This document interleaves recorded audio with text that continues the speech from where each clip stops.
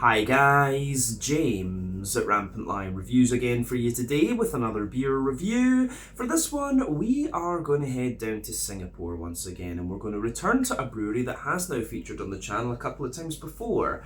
So the last beers that I had from these guys were really pretty impressive. We had a New England Hazy IPA and we had a Japanese Rice Lager. They were awesome beers. And this brewery are probably best known for the different kinds of IPAs and lagers, in fact. But the beer we're going to have a look at today is a different style. It's one that these guys consider one of their kind of flagship beers, if we can say that. And it's a style that I don't come across all that often, actually. And it will certainly be the first Singaporean brewed example of this style that I'm trying. So needless to say, I'm very curious to see what this one's going to have in store for us. I've heard very good things about this beer. Hopefully it's as good as I've heard. Hopefully it makes for an interesting review, and as always, I hope that you guys watching enjoy my take on this one as well. So yeah, for this review then, we are going to head down to Singapore. Like I said, we're going to go out to the western part of the island to a little place called Tuas, and that means that we're going to have a look at another beer from the wonderful Alive Brewing Company. So this particular beer is called One Night in Cologne. It comes in at 5.2% ABV, and as you might guess from the name, this one is a German style Kölsch. So for those of you who don't know, the Kölsch isn't actually a lager beer. This one is an ale, but it's a low temperature fermentation ale, which means that it kind of drinks a little bit like a lager. But these beers are usually very smooth, very bready, and just really easy to drink. Blonde beers, of course. We tried a number of the kind of famous bigger brewed Kölsches on the channel about a year ago, something like that, if I remember correctly. But I do need to get to Cologne and actually film at some of the brew pubs and things in the city itself. That would definitely be a very cool out and about trip of filming for the channel. So yeah, we'll see about making that happen. Maybe summer 2025. I've got a few ideas that I would like to do for summer 2025, so keep your eyes peeled for those. But yeah, One Night in Cologne, a 5.2% Kölsch ale from the wonderful Alive Brewing Company in Tuas in Singapore, one of their kind of flagship beers. Dr. Joe, Beer Geek Speaks on Instagram, he was telling me this is one that I really needed to try, so I'll need to send this review to him.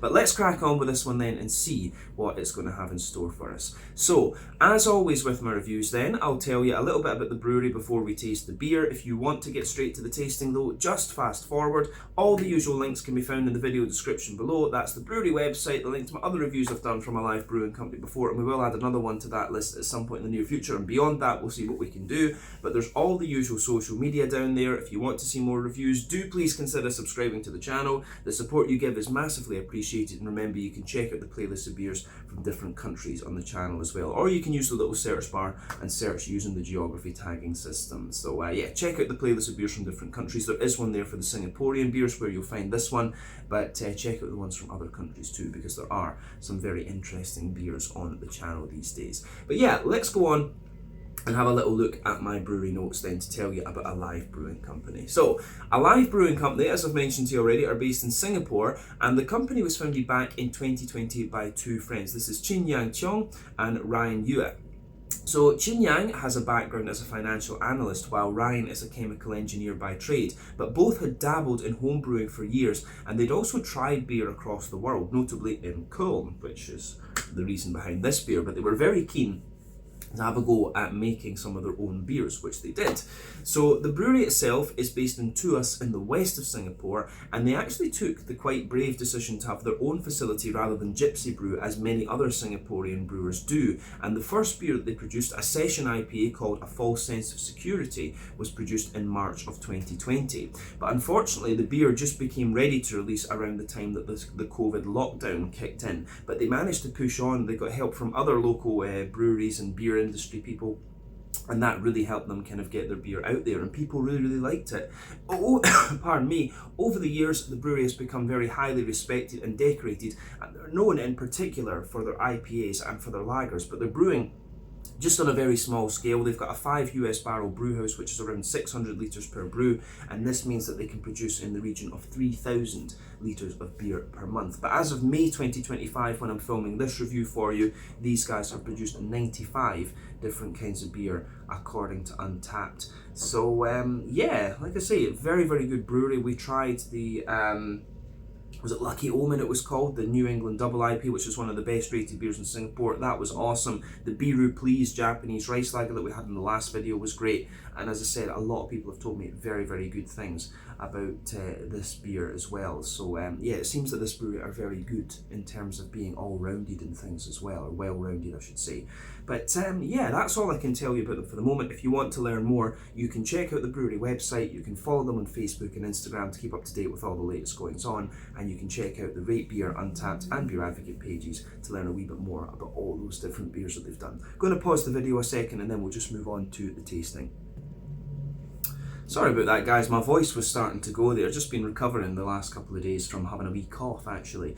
But yeah, just to let you have a little look at the artwork on this one before we open it up. There you can see One Night in Cologne, then you've got the kind of, I forget which brewery it is that looks like that, but that is like one of the typical sort of Braustubers in Cologne, if we can call it. I don't know if Stubel is the right word, but yeah, the kind of typical brewery restaurants, if you like. It looks very much like this, and of course red and white are the Cologne colours when you go there. But yeah, really nicely presented beer. This one, 330ml bottle. Does it say? It doesn't really say anything about the beer on the side. We've got a plain red bottle cap on this one again. I can't remember what I paid for this beer in Singapore dollars, to be honest with you, but not really that bothered. I wanted to try it.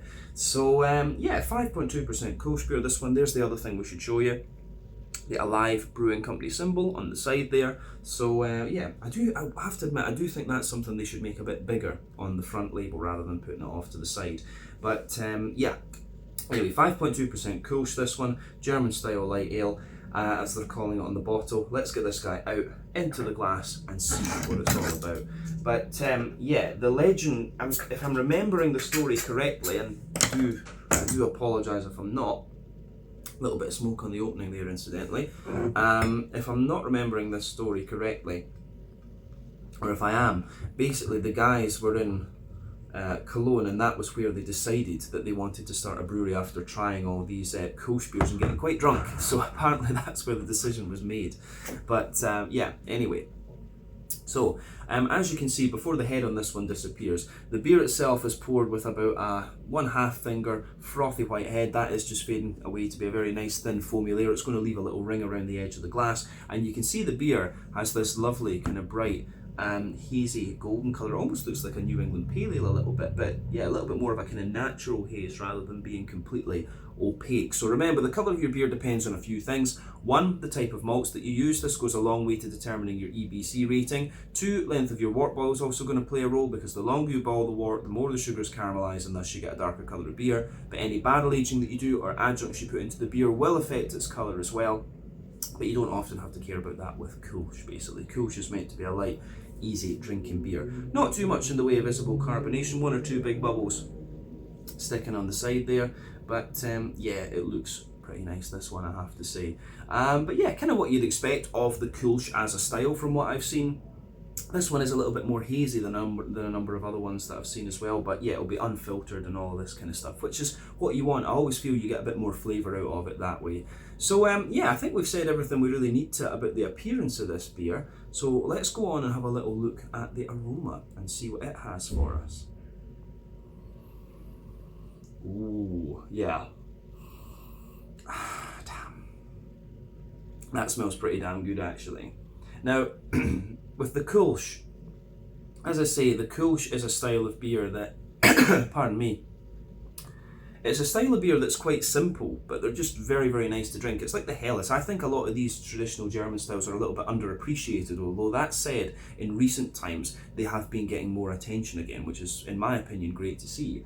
But yeah, the aroma of this one's great, and what I look for in these German beers, having lived in Germany, I want them to taste as they would back in Germany or in the Czech Republic indeed. But yeah, this one you can smell, it's got German malt in there, there's German hop. This thing is pretty much all authentic. So let's break the aroma down for you and just describe it a wee bit more in depth then. So, yeah, the backbone of this beer, absolutely, it's got that lovely kind of fresh white bready German bread crust in there. So that's lovely, yeah. White bready, fresh German bread crust. So, for me, fresh white bready German bread crust, there's a wee bit of cracker in there as well. You're certainly getting, there's a little bit of a sweeter brown bread, I would say too. Just a little bit of a sweet brown bread in there. I do miss the German bakeries. When I lived in Heidelberg, I would go to the bakery pretty much every Sunday, every Wednesday, and just get a few bits of fresh bread for the week. Loved that. So yeah, a little bit of brown bread in there, fluffy white bread, a little bit of cracker, and you do get a little touch of sweetness out of this one. There is a wee bit of McVitie's digestive biscuit and things. There is a little bit of, yeah, there's a little bit of McVitie's digestive biscuit. There's a little bit of, sweet. Yeah, there's a little bit of brown bread, a little bit of white bread, a little bit of McVitie's digestive biscuit, as I say, and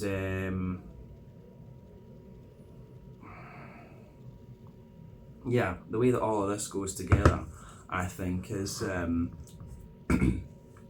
way that all of this goes together, I think, is very, very nice. So it gets a big thumbs up from me in that regard. So yeah, the malty character of this beer is kind of what you'd expect. Maybe not quite as creamy as some of the ones that I've come across from Cologne itself, but it still has all that. It has that typical German bready malty smell that you want. It's got the wee tiny touch of sweetness. That is one of the other things as well. This one has a wee bit of biscuity character to it, which I think not all of the Kölsches have. But yeah, the way that kind of all pieces together, I think, is quite interesting. So yeah, it's good though. I could sit and smell this thing all day, to be quite honest with you. But yeah, I think we've covered the malty side. Bit of bread crust, bit of cracker, little touch of wood as well. Brown bread, white bread, wee bit of biscuity character. Yeah, I think that covers it. So the hoppy side of things, pretty sure it's typical German noble hops that are in this one. Whether it's Hallertau or Tettnang, I'm not 100% sure. I think it's most likely to be Tettnang, because the Tettnang region is in Baden-Württemberg, which is closer to Cologne. Although Hallertau isn't that far away either. And I think Hallertau hops are a little bit bigger in volume than Tettnang, if I'm not mistaken. So yeah, and there are, it isn't a brewery located quite far away, so imports and stuff. But yeah, the hoppy side of this beer is kind of what you'd expect as well. There's a little bit of a kind of smooth earthiness in there, wee bit of herbal character, but then, as you typically get with these German noble hops, you have this very nice kind of bright floral aromaticity at the front of the nose and quite a bright grassiness. The grassiness has a little touch of zesty character to it as well. So yeah, the grassiness in this one, and the smoothness, the brightness, and the combined brightness and smoothness of that, I think is great. So yeah, really like how all of that goes together in this beer, I would say. So on the I think on the fruity side of things, it's kind of what you'd expect as well. There's like a little bit of oily pear, there's maybe a very slight touch of like apricot or something like that, and you've got a wee bit of maybe fresh green apple and slightly gooseberry notes out of this. These are all things that you can expect of it. Let's just check that again. Yeah, there's a wee bit of like, definitely a little bit of kind of oily pear, fresh green apple, a little bit of like apricot or something like that in there, and a wee bit of gooseberry, I would say. So yeah, all in all, the aromas coming out of this beer are pretty much what you'd expect. But like I say, I could sit and smell this thing all day. It smells absolutely lovely. So yeah, take a wee bit of time and enjoy the aroma of the beer before you get stuck into it. But this one smells like a pretty damn authentic Kölsch, I would say. So yeah, just enjoy that. So yeah, this one is One Night in Cologne, a 5.2% Kölsch from the wonderful Alive Brewing Company in Tuas in Singapore. So yeah, let's get stuck into this one. Slàinte, skål, cheers.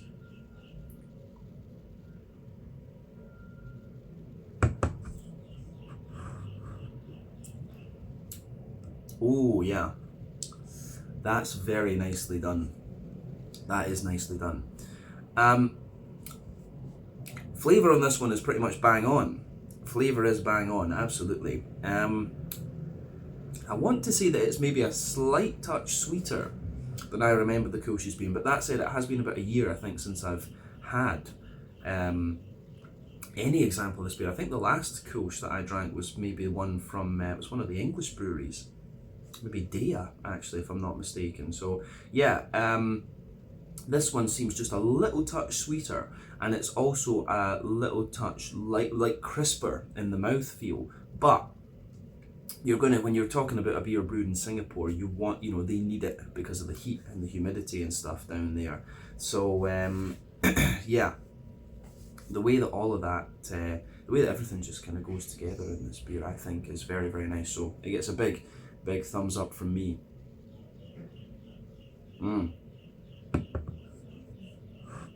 That's a very good Kölsch.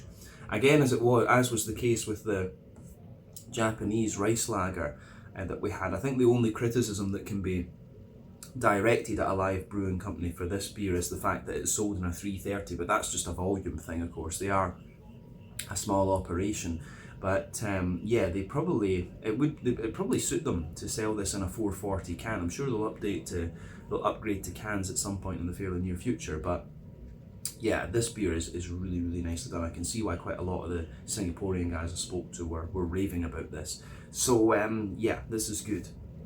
Very straightforward and exactly what you'd expect from the style, and that's what you want when you're drinking a Kölsch. So let's just break this beer down then and describe it for you even more in depth. Middle third of your palate, you get that nice kind of brown bready, bread crusty backbone.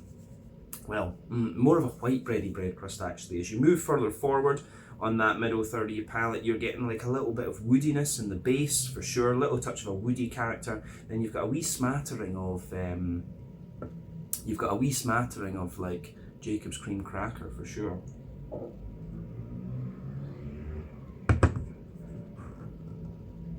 So yeah, a little smattering of Jacob's cream cracker in there, which is very nice. Yeah, fresh white bready bread crust, Jacob's cream cracker, a little bit of woodiness. Then you have that, as I say, you've got that nice kind of brown bready character coming out of this one. You've just got that layer of slightly crisp but slightly sweet brown bready character. Then above that you've got the more fluffy and smooth white bread for sure, but I'm still getting a wee bit of sweetness out of that, which is interesting. And I think the sweetness builds the further into the aftertaste that you go, which is really interesting actually. And then above all of that, you start to get a little bit of kind of biscuity character to the beer as well, I would say.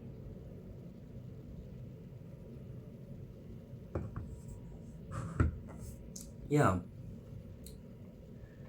no, I would stick to that. There's a little bit of a kind of McVitie's digestive biscuity type character coming out of this one. So yeah, above the white bread, you've got a wee bit of the McVitie's digestive biscuity character. And then in the dead centre of your palate, you can feel there's like this little circle there, and it's quite a concentrated, kind of oily, biscuity note that comes out of it. And yeah, quite an oily, concentrated biscuity note that comes out of this one.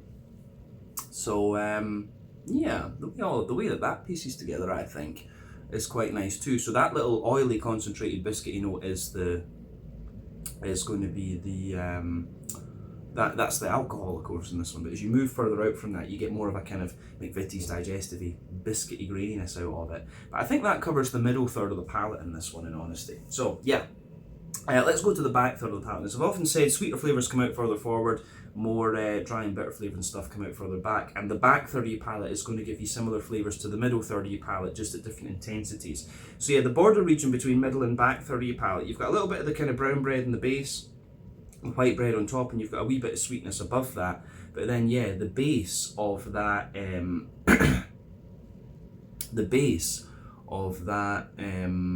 back third of your palate, you've got the how do you say, yeah, you've got that nice kind of brown bready, well, more of a brown bready bread crust there. It feels a little bit more grainy. You've got the brown bready character above that, which feels a little bit lighter and more airy, which is nice. Then you've got the white bready character above that, which feels a little bit lighter and more airy as well. They do still have a little bit of sweetness to them, but you can feel those layers are a bit drier on the back third of your palate. Then above all of that, you can feel a wee bit of the kind of You can feel a little bit of the Jacob's, yeah, a little bit of the kind of biscuity notes just creeping over the top of it. So yeah, the way that that goes together, I think, is really quite nice. Yeah, I like that about this. Yeah, I quite like that about this particular beer. Just the way the yeasty character comes out on the top of that as well is quite nice. So let's focus on the yeasty character. So the yeasty side of the beer on the back third of your palate, you can feel there's quite a dense white bready character in the middle. You've got the fluffier white bread around the edge, and then you've got that a little bit of a more bread crusty character sitting above that as well. So yeah, you've got the bread crust, fluffier white bread, and a more dense white bread in the middle. So yeah, the way all of that pieces together, I think, is really nice. So it gets a big thumbs up from me. Yeah, I like that about this beer. The yeasty character is nice, and definitely on the back third of the palate you can feel the flavour is taller. Then as you move further forward into the middle third of your tongue, it just condenses down and squashes together that little bit more. So yeah, I like that about this one.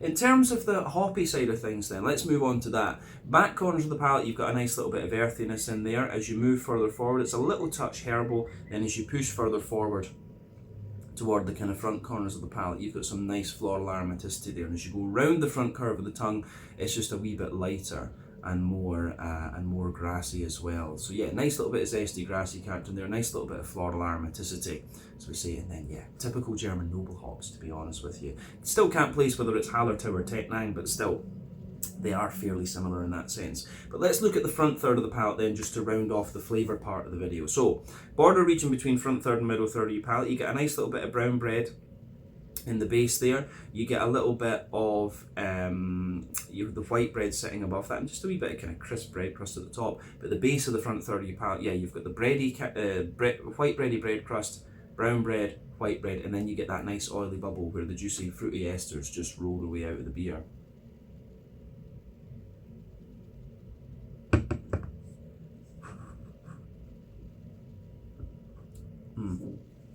So yeah, above that, you've got a really nice,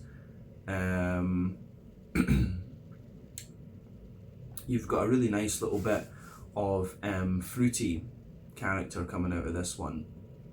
And the fruity side of the beer is quite interesting. At the back of that front third of your palate, I would say it's a little bit, sultana-like, dry white green grapes with a little bit of oily pear. As you move further forward, it shows you a little bit more of a kind of fresh green apple-y type note, and there's maybe just a little hint of like gooseberry underneath, and then grassy citrus as you reach the kind of front tip of your tongue.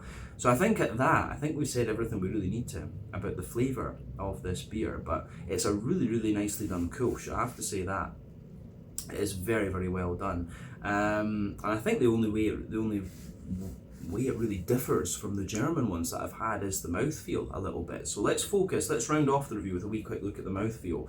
So for me, this beer, it's kind of mid to top end of light bodied. The carbonation has a wee bit of crispness to it, and I would say that's maybe where this beer differs a little bit slightly. It just has a wee bit more kind of carbonation and crispness to it than the German ones I've had. But that said, it has been in the bottle for maybe about a month. I think I brought this one back about a month ago, so that obviously bottle conditioned beer, that may have affected it slightly, so we need to be open-minded on that. I'm sure if we had it on tap in Singapore itself, it would probably feel extremely smooth, but yeah, that's one thing just at the point of me drinking this one. In terms of the IBU of this beer, I think it's a fairly standard like 15-20 IBU beer, and yeah, I think the malt base has a bit of dryness underneath, smoothness in the middle, and a slight sweetness on top. We've said about the IBU being roughly 15 or 20. Then the fruity character in this one, you've just got a nice little bit of oily fruity character to this beer as well, but it shows you a wee bit of dryness into the aftertaste as well.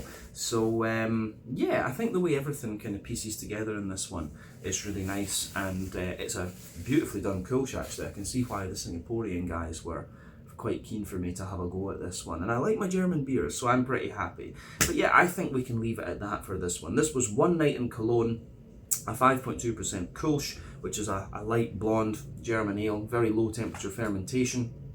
from the wonderful Alive Brewing Company in Tuas in Singapore.